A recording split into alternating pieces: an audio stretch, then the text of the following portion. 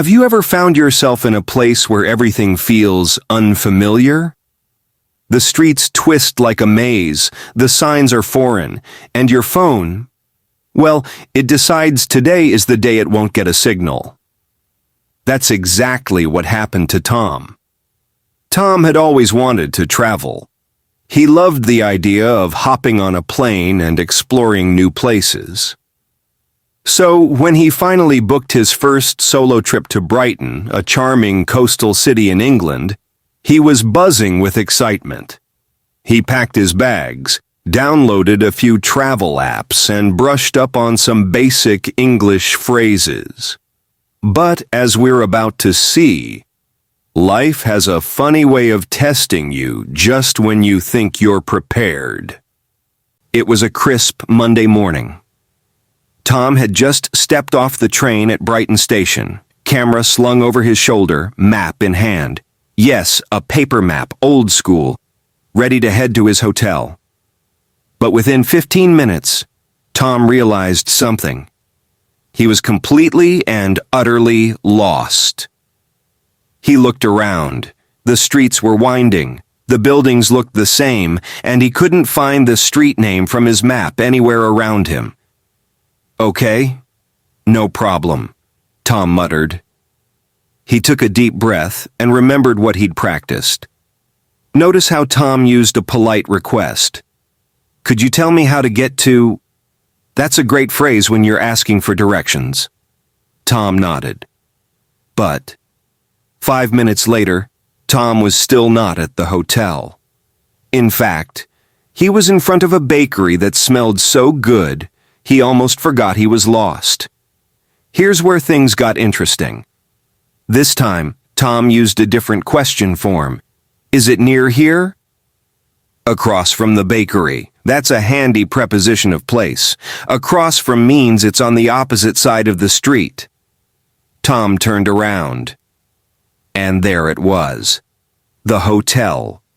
Right where he'd almost walked past it. Sometimes we're so focused on the destination, we forget to look around. But this wasn't the end of Tom's adventure. Oh no. Because tomorrow Tom would get lost again.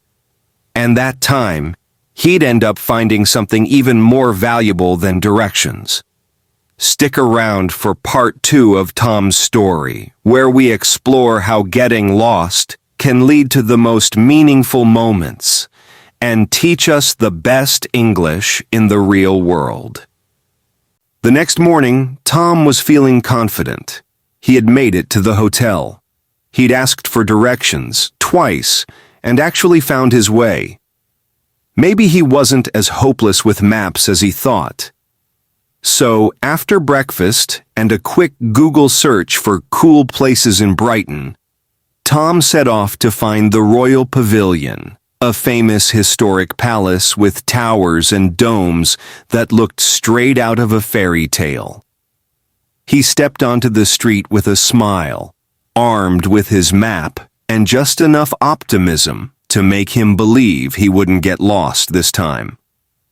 Spoiler alert, he totally got lost again. This time, it wasn't the streets that confused him. It was the names.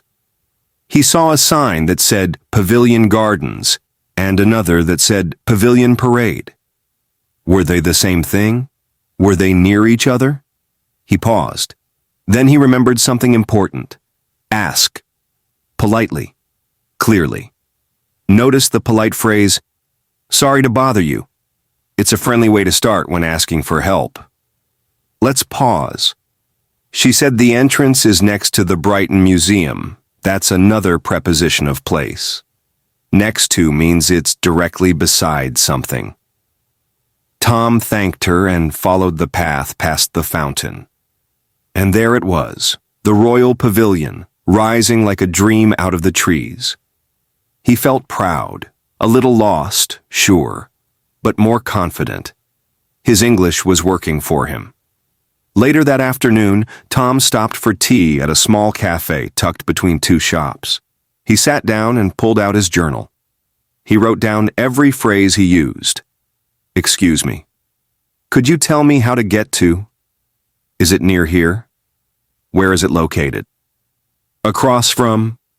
Next to? Between? By asking for directions, Tom wasn't just finding his way. He was learning real English, the kind that helps you connect with people. And here's the beautiful part. On his way back to the hotel, he was the one who helped someone else. Tom had become the local guide, just like that. And in that moment, Tom realized something. Being lost isn't a failure. It's part of the adventure. And every time you ask a question, every time you say, "Excuse me," or "Where is," you're not just learning English.